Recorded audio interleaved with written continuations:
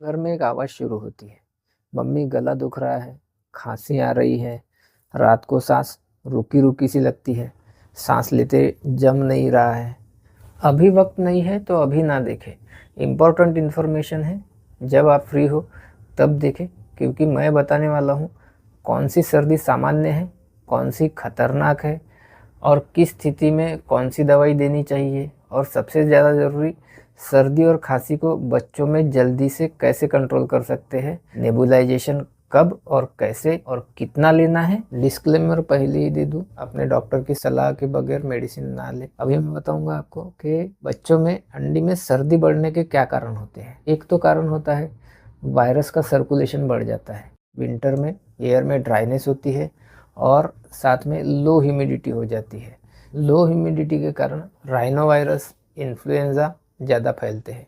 इन्हीं में आपका वो भी आता है, कोरोना वायरस। अच्छा, कोल्ड एयर की वजह से ब्रोंकोस्पाज्म होता है। ठंडी हवा से छोटे बच्चों की एयरवे जो है वो सिकुड़ जाती है, कॉन्स्ट्रिक्ट हो जाती है, उससे खांसी बढ़ती है। एक और भी कारण है, जैसे इम्यूनिटी कम हो जाती है, क्योंकि विटामिन डी कम, एक्सपोजर, सन का एक्सपोजर जो है वो कम हो जाता है, फिजिकल एक्टिविटी कम हो जाती है, मॉइस्चर कम हो जाता है, तो उसकी वजह से नेज़ल म्यूकोसा जो है वो जल्दी ड्राई हो जाता है। स्कूल एक्सपोजर, एक बच्चा बीमार तो पूरी क्लास में फैल जाता है। अच्छा, ऊपर से पोल्यूशन, विंटर में पोल्यूशन ग्राउंड पर सेटल हो जाता है, उसकी वजह से इरिटेशन होता है और खांसी होती है। और हाँ, PM2.5 भी एक महत्वपूर्ण कॉज है। अब ये क्या भला है, चलो बताता हूँ। वीडियो थोड़ा लंबा होगा, but as a doctor at least you should no.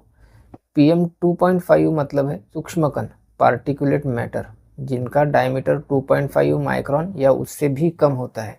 ये हवा में मौजूद बहुत छोटे पॉल्यूटेंट्स होते हैं जो सांस के जरिए लंग्स में गहराई तक जा सकते हैं और गंभीर स्वास्थ्य समस्याएं पैदा कर सकते हैं, जैसे कि हृदय और श्वसन संबंधी बीमारियां। इनका निर्माण जो है वो व्हीकल्स या फिर इलेक्ट्रिकल मशीनरीज या फिर इंडस्ट्रियल प्रोसेसेस जैसे विभिन्न सोर्सेस से होता है। PM2.5 का कण मानव के बाल के डायमीटर से लगभग 30 गुना छोटा होता है। सभी सर्दी खांसी के लिए डॉक्टर की तरफ जाना जरूरी नहीं रहता। सिंपल वायरल कोल्ड जो रहता है, जिसे हम कॉमन कोल्ड करते हैं, जिसमें पानी जैसा बहता नाक रहता है, हल्का सा बुखार रहता है या हल्की सी खांसी रहती है, लेकिन बच्चे जो है वो सामान्यतः खेलते रहते हैं, यूजुअली 5 से 7 दिन में ठीक हो जाता है। एक होता है एलर्जिक राइनाइटिस। सुबह सुबह छींकें आती है, नाक में ऐसी इचिंग जैसा लगता है, आंखों में पानी आते रहता है, मौसम बदलते ही थोड़ा सा बढ़ जाता है। एक रहता है बैक्टीरियल थ्रोट इन्फेक्शन या फिर टॉन्सिलाइटिस हो जाता है। इसमें तेज़ बुखार रहेगा, गले में सफ़ेद दाग आएंगे या फिर निगलने के टाइम में दर्द होगा, या फिर बेबी जो है वो इरिटेट रहता है। एक रहता है bronchiolitis. Let me tell you in brief about difference between bronchitis and bronchiolitis. Bronchitis is the inflammation of the larger airways, that is bronchi, and common in older children and adults, while bronchiolitis is the inflammation of the smaller airways, that is bronchioles, primarily affecting infants and young children. ये generally कैसा है, 2 साल से कम वाले बच्चों में पाया जाता है। इसमें आप क्या देखेंगे, तेज सांस आ रही है, वीजिंग हो रहा है, चेस्ट में साउंड आ रहा है, फीडिंग कम कर रहा है बच्चा, या फिर रात में ये ज़्यादा बढ़ जाता है। ये एक इमरजेंसी की स्थिति हो सकती है। एक होता है लैरिंजाइटिस, या फिर इसको क्रूप भी बोलते हैं अपन। इसमें कैसा है, बार्किंग कफ आता है, कुत्ते जैसी आवाज़ आती है, और स्पेशली रात के टाइम में ज़्यादा बढ़ जाता है वो, और आवाज़ बैठना, सांस लेते समय आवाज़, ये सब आता है इसमें। फिर एक आता है जिसमें साइनोसाइटिस होता है। वो जनरली 4 साल से नीचे के बच्चे जो होते हैं उनमें दिखाई देता है अपने को।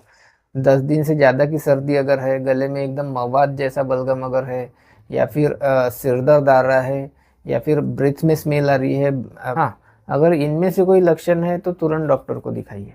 सांस तेज चलना, या फिर बच्चा खाना पीना ना पीना, होठ नीले पड़ गए हैं, या फिर 3 महीने से छोटे बच्चे में खांसी, या फिर 104 फ़ारेनहाइट से ज़्यादा बुखार आ रहा है, सुस्ती आ रही है बच्चे को, या फिर ज़्यादा रो रहा है, 7 दिन से ज़्यादा खांसी बढ़ गई है उस टाइम में। अच्छा, घर पर प्राथमिक उपचार क्या कर सकते हैं, स्टीम इन्हेलेशन कर सकते हैं, सबसे प्रभावी रहता है। जैसे भाप लेना जिसको बोलते हैं अपन, वो 2 से 3 बार कर सकते हैं। या फिर आधा चम्मच विक्स अगर हमने डाल दिए आधा ग्लास पानी और उसको गर्म करके टॉवेल लेके ऊपर से अगर भाप ले लिए तो उससे अच्छा खासा आराम हो जाता है। कुछ लोगों की आदत होती है नीलगिरी ऑयल जो है वो नाक में डालने की, वो ना डाले, और स्पेशली छोटे बच्चों में तो बिल्कुल नहीं, वो एकदम डेंजरस रहता है।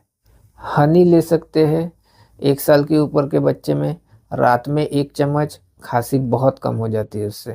गर्म पानी पी सकते हैं, गले का इन्फ्लेमेशन अच्छा खासा रिड्यूस हो जाता है उससे।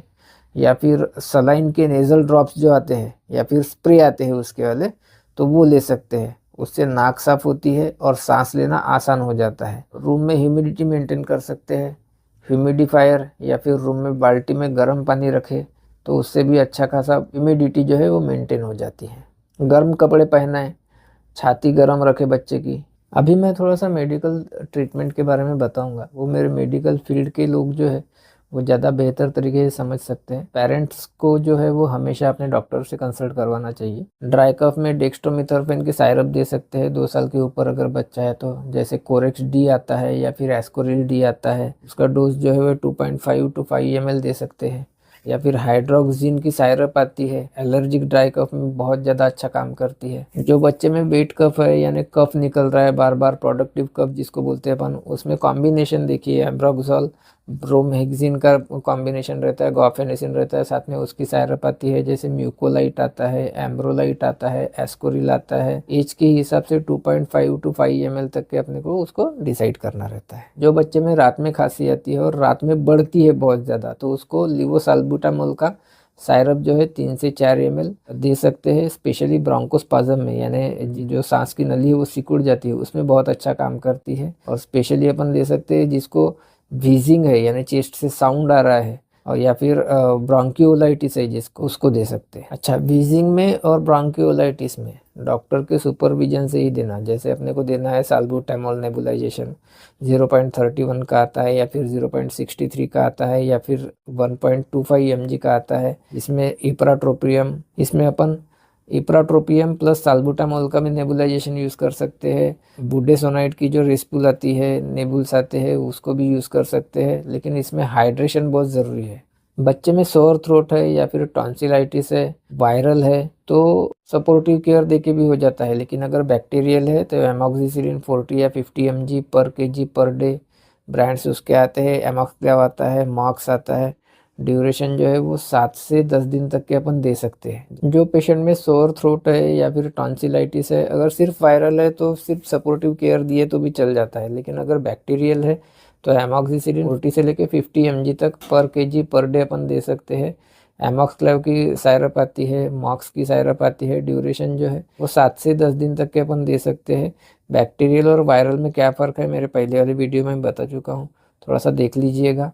लेकिन कैसा है, सडनली पेशेंट अगर एकदम इरिटेट हो रहा है तो आप समझ सकते हैं कि वो जो है जनरली वायरल रहता है, लेकिन फीवर के साथ में इरिटेट ज़्यादा नहीं हो रहा है, लेकिन फीवर बहुत जम के है, और उसके साथ में अगर ये सिम्टम दिख रहे हैं तो फिर अपने को एंटीबायोटिक देने की ज़रूरत पड़ती है। अच्छा, एक रहता है साइनोसाइटिस। साइनोसाइटिस में अपना ये वाला एरिया जो रहता है इसमें ज़्यादा तकलीफ होती है, स्वेलिंग जैसा या फिर रेडिश कलर जैसा दिखना शुरू हो जाता है। उसकी ट्रीटमेंट जो है वो अपन जनरली सिम्टोमेटिक करते हैं। एमॉक्सिसिलिन और क्लेवोनेट की जो सायरप है 10 से 14 दिन तक देना चाहिए, और नेजल सलाइन का जो है थोड़ा सा स्प्रे या फिर ड्रॉप जो है वो यूज़ कर सकते हैं, वो मैंडेटरी भी है, तो ज़्यादा बेहतर तरीके से आराम मिलता है। अच्छा, प्रिवेंशन क्या कर सकते हैं, तो एनुअल फ्लू वैक्सीनेशन लगा सकते हैं, हाईली इफेक्टिव रहती है। और दूसरा विटामिन डी दे सकते हैं, 600 international unit per day they सकते हैं। सनलाइट एक्सपोजर जो है वो बढ़ा सकते हैं अपन। हैंड हाइजीन रख सकते हैं, हाथ वगैरह ठीक से धोना है ना। स्कूल बैग में नाक साफ करने के लिए टिश्यू पेपर दे सकते हैं बच्चों को, और पोल्यूशन से बचाव कर सकते हैं।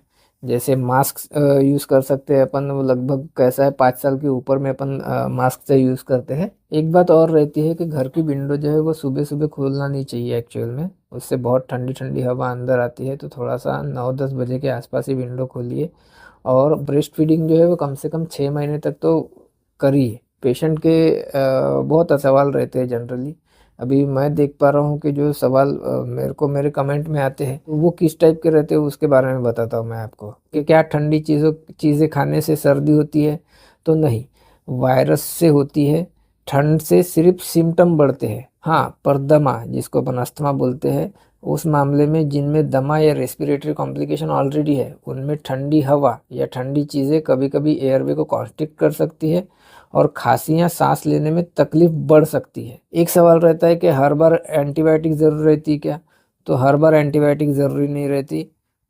80% ऑफ द टाइम्स ये यूआरआई के पेशेंट जो रहते हैं, ये जो है वो वायरल रहते हैं और सेल्फ लिमिटिंग रहते हैं, अपने आप भी ठीक हो जाते हैं। हाँ, फीवर वगैरह आ रहा है साथ में और 10 दिन के ऊपर में अगर खांसी चल रही है या फिर रनिंग नोज चल रहा है, तो उस टाइम में अपन देखते हैं और वो भी क्लिनिकली जज करना पड़ता है। अच्छा, स्टीम कितना देना है वो भी ध्यान में रखिए। कुछ लोग जो टॉवल रख देते हैं सर पे और उसके बाद में दिन में जितनी बार मन में आए उतने बार स्टीम लेना शुरू कर देते हैं, तो उससे कब तकलीफ कम नहीं होती, कई बार बढ़ भी जाती है। अब वो किसी और वीडियो में मैं आपको बता दूंगा। लेकिन एक्चुअल में कैसा है, स्टीम जो है वो 2 से 3 बार धीरे धीरे दे।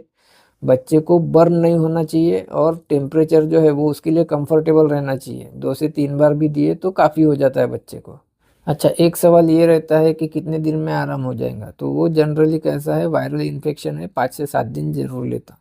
अभी डॉक्टर को कब दिखाना? जब गले से घर घर आवाज़ आ रही है, बच्चा सांस जो है वो तेजी से ले रहा है, बार बार ऐसा एकदम सांस ले रहा है, लगातार हाई फीवर चल रहा है बच्चे को, 3 महीने से छोटा बच्चा है और उसमें अगर इस टाइप की प्रॉब्लम ज़्यादा आ रही है, या फिर बच्चा दूध नहीं पी रहा है या फिर कुछ खा नहीं रहा है, कुछ खाना भी नहीं खा पा रहा है, दूध भी नहीं पी रहा है, तो उस टाइम में, या फिर 7 दिन के ऊपर अगर मेडिसिन लेने के बाद में या नेबुलाइजेशन करने के बाद में भी अगर उसमें इम्प्रूवमेंट नहीं दिख रहा, तो उस टाइम में डॉक्टर की सलाह ज़रूर ले। या याद रखें, सर्दी खांसी जो है वो बच्चों में बहुत आम रहती है। सही पहचान और सही दवाई से 60% मामलों में ये घर पर ही ठीक हो जाती है। एक्चुअल में वीडियो बहुत लंबा हो गया है, फिर भी 2 मिनट और देखें। नेबुलाइजेशन में हमेशा का कन्फ्यूज़न एक बार का दूर हो जाएगा। सर्दी खांसी में बच्चों को नेबुलाइजेशन कब कैसे देना चाहिए, कौन सी दवा देनी चाहिए और कितनी देर तक देना चाहिए, आइए इसे 2 मिनट में पूरी तरह एक बार समझ लेते हैं। हमेशा के लिए काम में आएगा आपके। देखिए, नेबुलाइजेशन कब देना चाहिए? तेज़ खांसी है या फिर सांस चल रही है बच्चों की, उस टाइम में खासकर 6 महीने से 5 साल की उम्र में व्हीजिंग यानी सीटी जैसी जिसकी आवाज़ आती है, वो वाले पेशेंट में देना चाहिए। अच्छा, बच्चे में अगर ब्रोंकियोलाइटिस की प्रॉब्लम है, 2 साल से नीचे का बच्चा है, एकदम रैपिड ब्रीथ कर रहा है, फीडिंग कम ले रहा है या फिर चेस्ट में टाइटनेस लग रही है बच्चे को, और उसकी वजह से अगर बच्चों इरिटेट हो रहा है, तो उसको अपन दे सकते हैं नेबुलाइजेशन।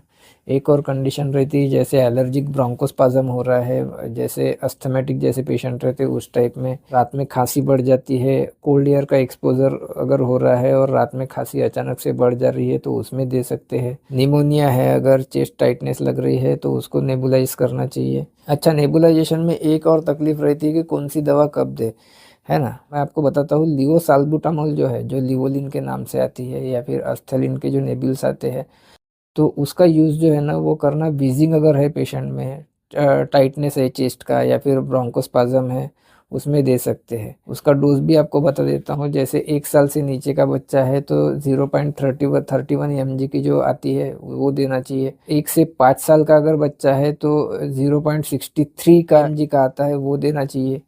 5 साल से ऊपर का अगर बच्चा है तो 1.25 mg का आता है। ड्यूरेशन जो है वो 5 से 7 मिनट तक देना चाहिए। अपने को अंदाज़ा नहीं रहता, अपन कभी मिनट भर देते हैं, कभी 2 मिनट देते हैं, कभी वो ख़त्म होने तक देते हैं, तो वैसा नहीं, 5 से 7 मिनट तक दीजिए। फ्रीक्वेंसी जो है वो दिन में 2 से 3 बार दे सकते हैं, या फिर आपको अगर लगता है कि नहीं पेशेंट में रात में तकलीफ हो सकती है, तो आप 4 बार भी उसको दे सकते हैं, कोई दिक्कत नहीं होती जनरली। लेकिन 2 से 3 बार इज़ गुड इनफ। और एक ड्रग आती है जिसको अपन बोलते हैं इप्राट्रोपियम प्लस साल्बुटामोल का कॉम्बिनेशन आता है, वो डिओलिन की नेबुल्स आती है। तो वो मॉडरेट टू सीवियर ब्रोंकोस्पाज्म अगर अपने को लग रहा है तो एक नेबुल दे सकते हैं अपन। ड्यूरेशन जो है वो 7 से 8 मिनट का दे सकते हैं। और स्पेशली अपन जब नाइट में अचानक बढ़ने वाला ब्रोंकोस्पाज्म जो है, उसमें सबसे ज़्यादा इफेक्टिव कॉम्बिनेशन रहता है ये। तो वो कब देना अपन ने, कि जैसे रिकरेंट वीज हो रहे हैं, मेडिसिन देने के बाद में भी बार बार वीजेस आ रहे हैं, या फिर जो एलर्जिक अस्थमा का पेशेंट अगर है, तो उसमें अपन वो दे सकते हैं। अच्छा, बुडेसोनाइड जो स्टीरॉयड की नेबुल रहती है, बुडेकॉर्ट के नाम से आती है, उसका भी अच्छा खासा यूज़ है। जैसे रिकरेंट वीज हो रहे पेशेंट में, एलर्जिक अस्थमा है ना, या फिर पोस्ट वायरल कफ जो है, उसमें अपन दे सकते हैं इसको। डोज जो है वो 0.25 mg का रहता है छोटे बच्चों में, और 0.5 to 1 mg का 5 साल के ऊपर में दे सकते हैं। 5 से 7 मिनट तक के दे दिए ना तो काफ़ी हो जाता है वैसे भी। और इसका जो है इमीडिएट रिलीफ नहीं मिलता, आप बोलोगे इधर लगा लिया और बराबर हो गया, ऐसा नहीं होता है। इन्फ्लेमेशन कम करता है, और 3 से 5 दिन तक के अपन जब कोर्स करते हैं तब जाके वो पेशेंट में अच्छा खासा रिलीफ आता है, या फिर अपने को देखने लायक रिलीफ मिलता है। अच्छा, नेबुलाइजेशन देते टाइम अपने स्टाफ की तरफ ध्यान रखें। स्टाफ लोग क्या करते हैं, वो मास्क पकड़ते हैं हाथ में, और उसके बाद में वो सीधा बच्चे के हाथ में दे देते हैं, या फिर बच्चे के माँ के हाथ में दे देते हैं। वो मास्क कब का धुला हुआ रहता है अपने को आइडिया नहीं रहती, और वो सिस्टर्स को भी आइडिया नहीं रहती। और ठंडी के दिनों में वो पेशेंट कंटिन्यू रहते हैं, तो वो ना धोते हैं ना कुछ करते हैं, सीधा बच्चा जो रहता है उसके नाक पे दबा देते हैं, या फिर उसकी माँ पकड़ के उसको जबरदस्ती पेलने की कोशिश करती है वो पूरा का पूरा मास्क, और उसको ऐसा लगता है कि पूरा का पूरा धुआं उसके अंदर ही जाना चाहिए।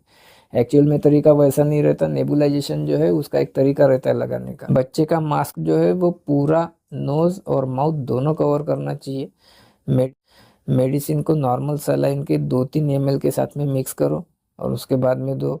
बच्चा नॉर्मल ब्रीदिंग करे, फोर्स नहीं करो उसको, और नेबुलाइजर अपराइट रखो ताकि दवा बराबर निकले। और थेरेपी खत्म होने के बाद मास्क साफ करने के लिए बोलो अपने स्टाफ को, और स्टीरॉइड नेबुल्स के बाद में मुंह रिंस करवाए, यानी कैसा है वो मुंह को धो बोलना अच्छे से, वो बहुत इंपॉर्टेंट रहता। देखिए, बच्चों की सर्दी खांसी पर पूरा एक कोर्स हो सकता है, मैं सिर्फ सरफेस लेवल की बात बता रहा हूँ। अगर आपकी कुछ मदद हो सके ऐसी इन्फॉर्मेशन पाने के लिए सब्सक्राइब करके रख दीजिए। मैं डॉक्टर आशीष बंसोड़।